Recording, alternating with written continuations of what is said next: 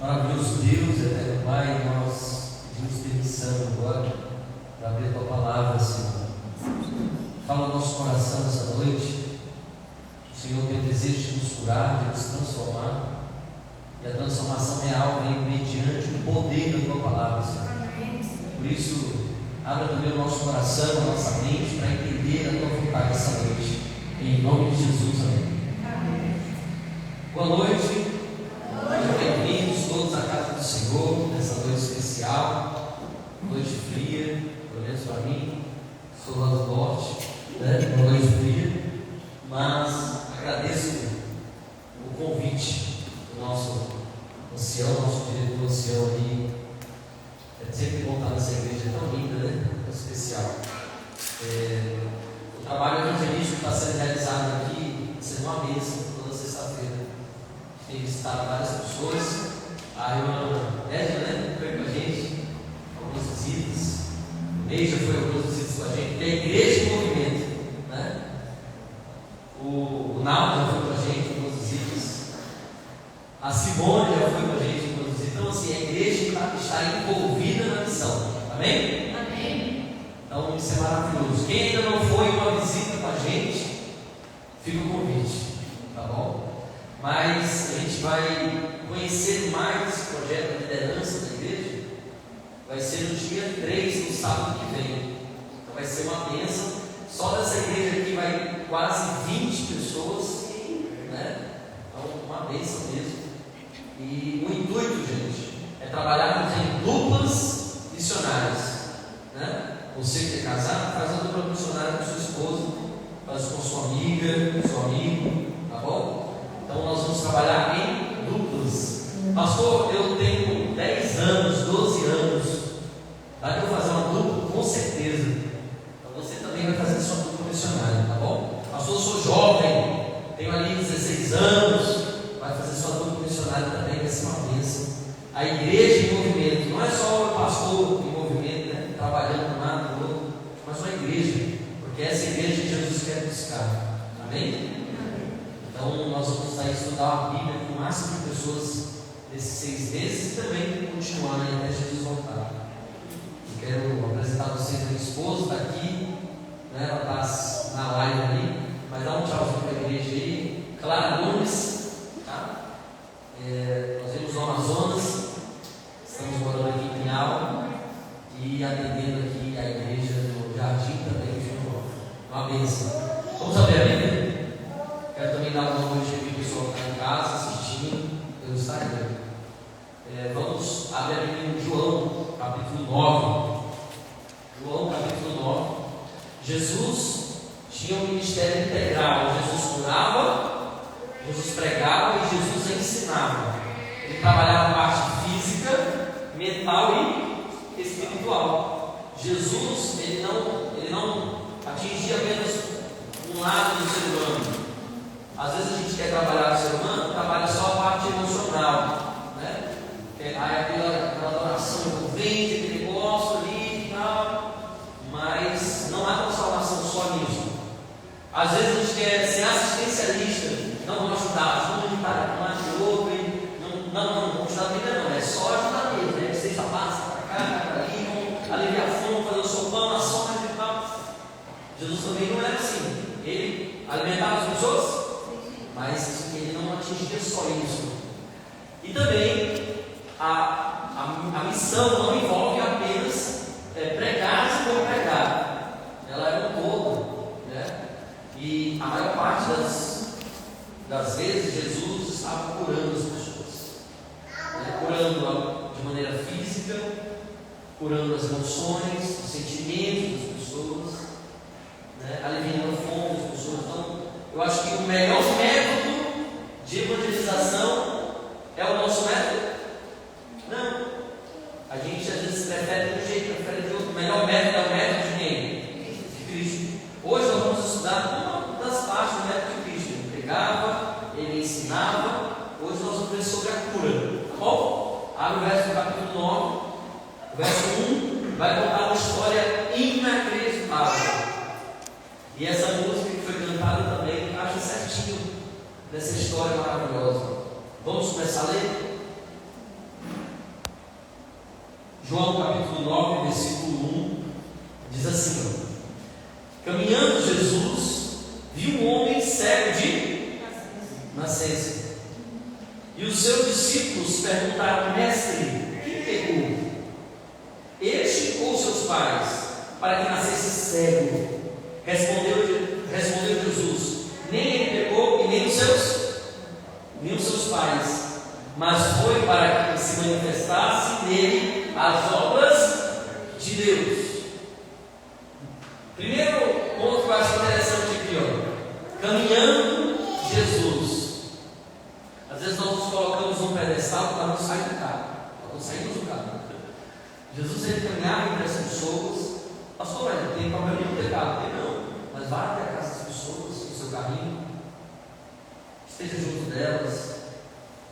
Pastor, eu queria ser missionário, mas o contato para a missão, ele começa no pessoal. No trabalho tem alguém que você pode fazer um contato, na escola, enfim. E Jesus, ele caminhava por entre as pessoas, até porque ele tinha carro. Jesus caminhava. E a gente fala assim, que é muito difícil, pastor. É tão difícil para tal lugar. Não, treinamento, tem lá no NASA. Nossa, é difícil.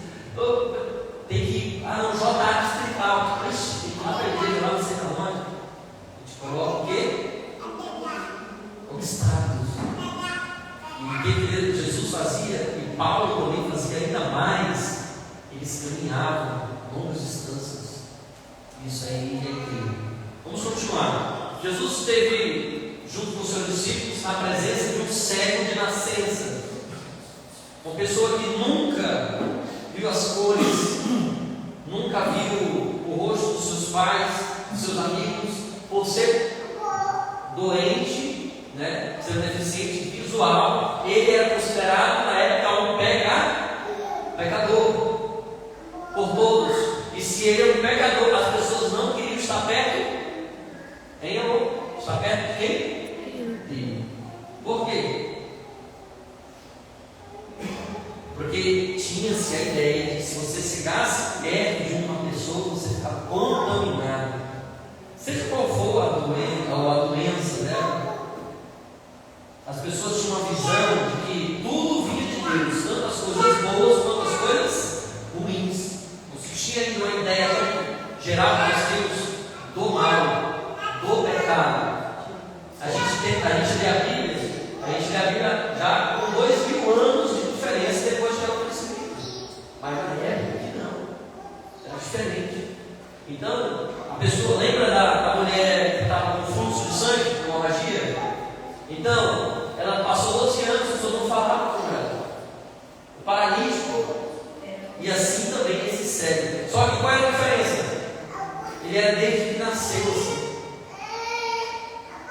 Tinha um paralítico que estava 38 anos. Não foi o pastor pregou? Agora aqui esse cego nunca teve, com certeza, uma vida, como é que eu posso dizer? Uma vida normal de relacionamentos. Gente, tem uma coisa que é ruim, é não ter alguém para conversar, é não ter amigo, é não ter alguém para contar suas mágoas, suas alegrias. E aquele cego com certeza vivia sozinho. Olha só como as pessoas olhavam para ele, os discípulos que caminhavam com Jesus olhavam para ele e falavam assim: Jesus, e esse daqui foi que pecou? E Jesus era consciente, sabia tudo. Quem foi que pecou? Foi ele ou foi os seus pais? E aí Jesus respondeu para eles o seguinte: nenhum e nem o outro. Ele está assim para que nele seja manifestada a glória, o poder de Deus. Vamos só fazer um parênteses e refletir nessa frase de Jesus. Por que nós estamos na nossa condição de pecador e muitas vezes enfermos? A gente olha para uma pessoa que a gente vai visitar. A gente está visitando uma senhorinha já bem idosa, que não está conseguindo ter a alegria nem de andar. Então, a gente olha e pensa assim: poxa, que? A gente vê uma pessoa com com câncer, a gente fica se perguntando, mas por que tanto sofrimento? É ou não é? E a gente não consegue ter resposta para essas perguntas. A única resposta que a gente tem é a revelação de Deus, que diz em Romanos o seguinte: Deus faz com que todas as coisas, ainda que sejam ruins, cooperem para o bem, de alguma forma, para aqueles que amam a Deus. Para todas as doenças, o Salmo 103, versículo 3 diz assim: é Ele quem perdoa todas as tuas iniquidades e sara todas as suas enfermidades. Amém. Olha só o paralelo que o salmista fez 1000 anos antes de Jesus, dessa história acontecer. Ele já tinha essa noção de que se é doente, é pecador, né? É pecador se está doente também. Então é uma pessoa contaminada. E o salmista diz o seguinte: Ele é capaz de perdoar e de curar ao mesmo tempo.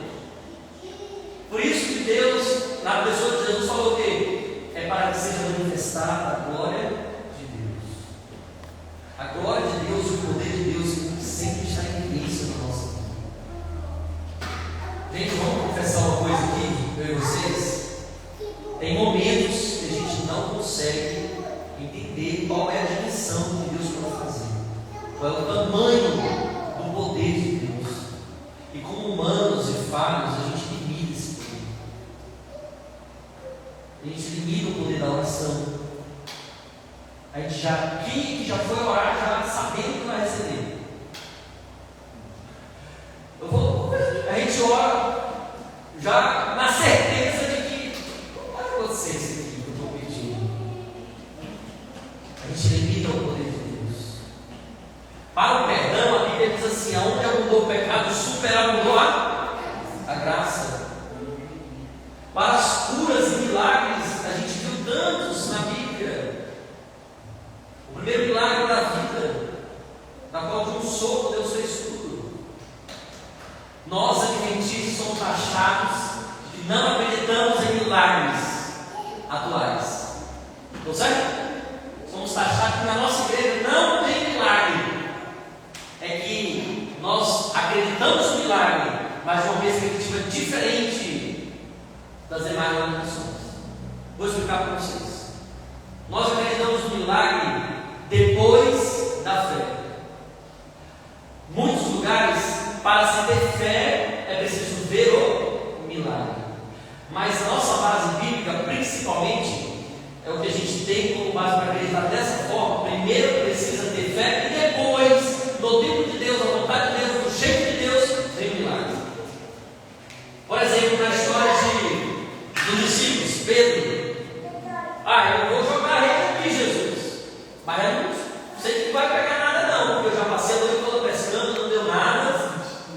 E aí Pedro diz o seguinte: mas sobre a tua, você lembra? Está lá em Lucas capítulo 5, mas sobre a tua palavra eu não sabia dizer. O que foi isso? Confiança, fé. Ele jogou a rede, o que aconteceu? Milagre. Nós adventistas acreditamos assim. Na ordem de Deus, primeiro se obedece, se confia, se relaciona com o Deus do milagre. Depois, se Ele quiser, Ele vai fazer o milagre. Isso é expresso também na história de Ananias, Misael e Azarias, Sadraque, Mesaque e Abednego. Eles falaram para eles: olha, se o meu Deus quiser que a gente viva, a gente vai ver. Se Ele quiser que a gente morra, a gente vai morrer. Eu só não vou me curvar. Nós só não nos curvaremos diante da estátua dele. Isso aí é o que? Confie, fé, obedecer. E aí o que aconteceu? Milagre. Essa é a perspectiva adventista do milagre. Existe sim milagres hoje. Sabe qual é o milagre? É a transformação de vidas. Não adianta eu ser curado de uma doença física e não ser curado também na minha espiritualidade e também na minha vida emocional. Porque Jesus, o ministério de Jesus, ele era o quê? Integral. Não é isso? Vamos continuar a história para a gente finalizar? Olha o que a Bíblia diz assim, ó. O verso número 4 diz: é necessário que façamos as obras daquele que me enviou, enquanto é dia, a noite vem, quando ninguém pode trabalhar. Enquanto estou no mundo, eu sou a luz do mundo.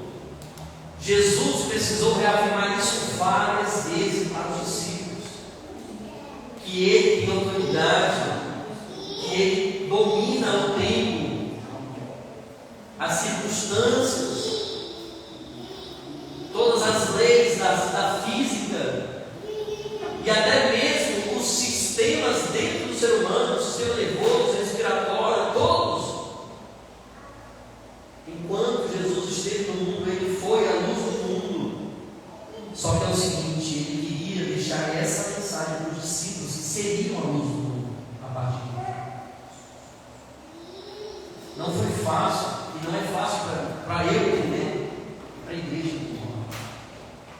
Mas vamos ver o que Deus pode fazer na vida de uma pessoa e como Ele fez, é muito interessante. Vamos ver o verso 6. Dito isto, cuspiu na terra e, tendo feito um lodo com a saliva, aplicou aonde? Nos olhos do cego.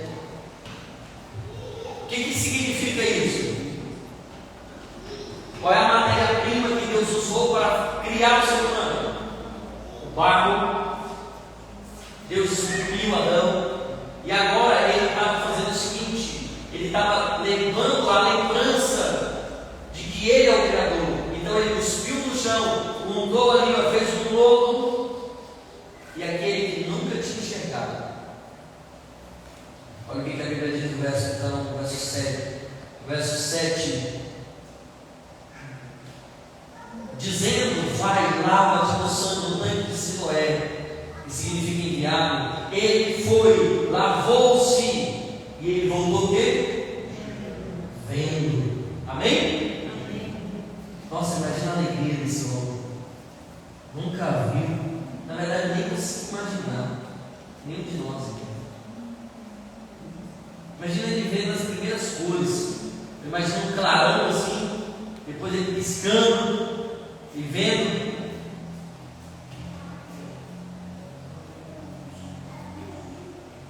É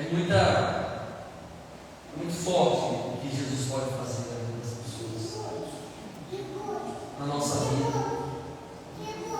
O verso diz assim, ó, verso 1 a 8.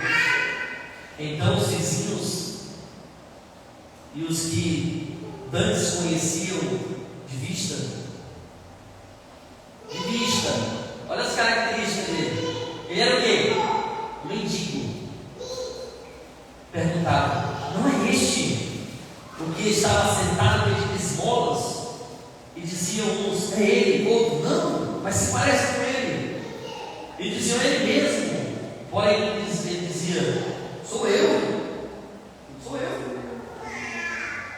Verso 10: perguntaram: como que foram abertos os teus olhos? Respondeu: o homem chamado Jesus fez um lodo, untou-me os olhos e disse: vai, lava-te. Então eu fui, lavei e estou vendo. E eles perguntaram: onde está ele? Ele disse: não sei. Jesus fez aquilo e saiu. Imagina que aquele cego, ele queria muito ver Jesus agradecer. Mas vamos tirar aqui algumas lições dessa história contada por João, esse relato maravilhoso. Primeira delas: não limite o poder de Deus. Segundo, o sofrimento humano e tudo que isso causa, com as consequências do pecado, um dia terá seu fim. Amém? Amém. Terceira lição: se surpreenda o que Deus pode fazer na sua vida. Pastor, mas eu não estou cego. eu não estou enfermo, eu não sou paralítico, eu não estou com câncer. Mas a gente tem outras doenças, irmãos. Doenças de caráter. Eu tenho doenças que precisam ser curadas. Pastor, tem doenças. Às vezes é a falta de fé. Às vezes é o quê? É o gênio forte, sabe? Aquele gênio forte, estressado.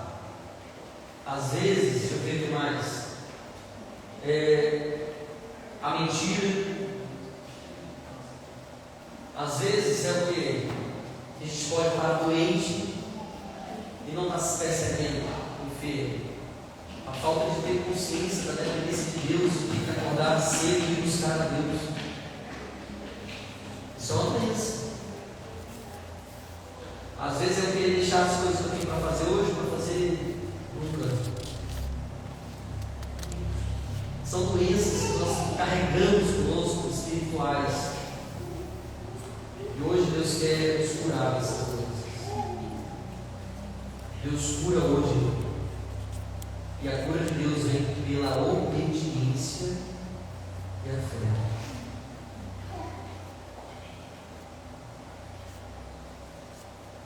Sabe o que é interessante? Quando Jesus for curando a nossa vida hoje, a nossa história, quando Ele for reescrevendo a nossa história, quando você for permitir Ele reescrever a nossa história, os teus vizinhos vão perceber.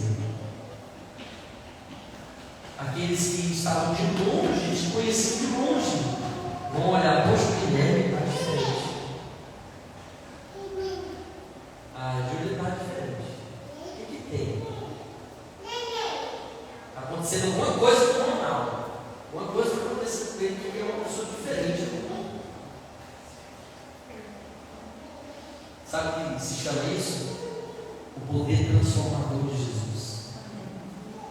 A maior pregação que podemos fazer não é vir aqui pregar o Senhor, mas é a nossa vida a partir das portas da igreja do fora.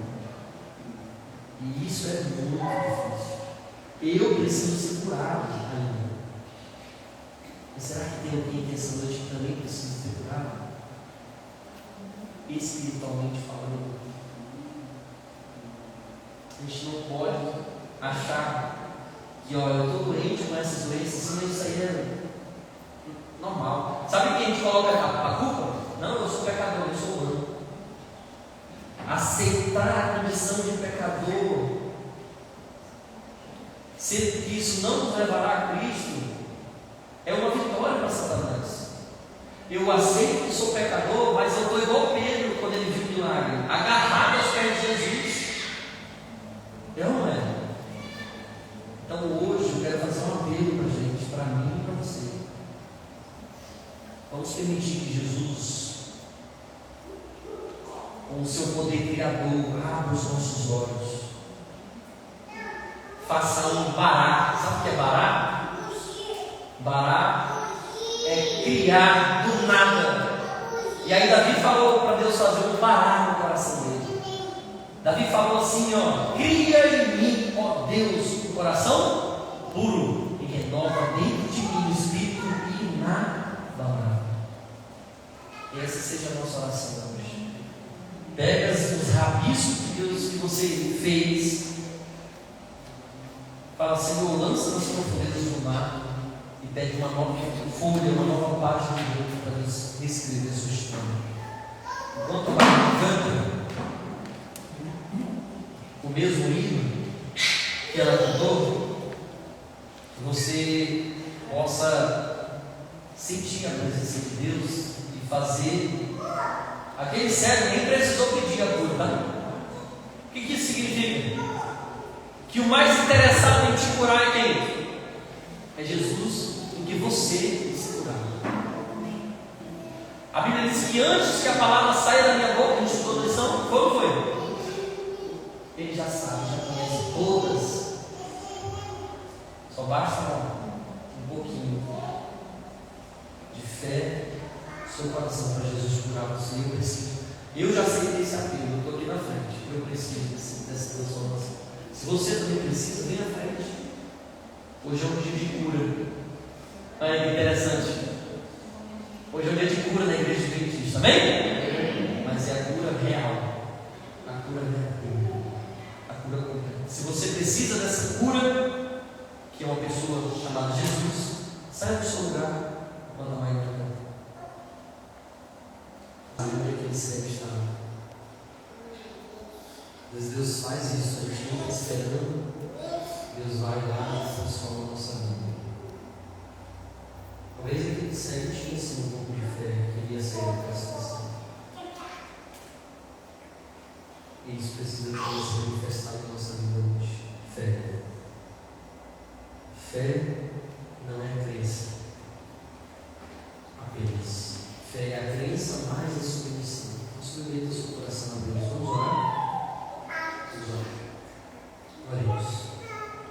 Pai querido, nós clamamos, Pai, ao Senhor, que pelos méritos de Jesus Cristo, a luz do mundo, o pão da vida, a água da vida, a verdade, o caminho, que o Senhor, ó Pai, toque nos nossos olhos, faça-nos enxergar a Tua bondade, faça-nos enxergar a Tua graça, Senhor, maravilhosa por nós. Faça-nos enxergar que sem Ti nós não somos nada, Senhor. Faça-nos enxergar que precisamos depender inteiramente do Senhor. Talvez eu esteja orando também na minha própria vida. Nós não temos dependido do Senhor como deveríamos. Estamos confiando nos nossos próprios esforços, Senhor, de conseguir coisas que somente o Senhor é capaz de nos dar. Uma felicidade verdadeira, a paz verdadeira, a alegria e principalmente alcançar a salvação. Pai, nos ajuda a ter um relacionamento real contigo, para que a nossa vida seja transformada.